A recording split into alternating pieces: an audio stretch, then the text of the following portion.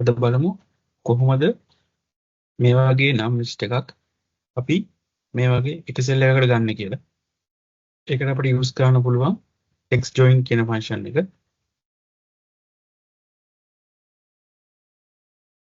text join කියලා type කරලා අපි ටැබ් ප්‍රෙස් කරනවා. ඊට පස්සේ අපිට අහනවා මේ අපිට එක දිගට මේ නම තියන්න බෑනේ. අපිට අඩු ගානේ නම් ස්පේස් එකක්වත් තියන්න ඕන නැත්නම් කමා එකක් දෙන්න ඕන. අන්නේ ඩීලිමිට් එක මේ නම් දෙකක් අතර වෙන් වෙන්න ඕන මොකකින්ද කියන එක. එක ස්පේස් එකක් වෙන්න පුළුවන් නැත්නම් කමා එකක් වෙන්න පුළුවන්. අපි වෙන් වෙන්න ඕන එක ටයිප් කරන්න ඕන ඉන්වර්ට් කමාස් ඇතුලේ ඩබල් කොටේෂන් ඇතුලේ. එතකොට අපි කමා එකකින් තමයි මේ වෙලාවේ එක අපි නම් දෙක වෙන් කරන්නේ. ඊට පස්සේ අයි කමා එක දානවා. ඊට පස්සේ යනවා empty cells ignore කරන්නද කියලා. අපි කියන ignore කරන්න true දෙනවා.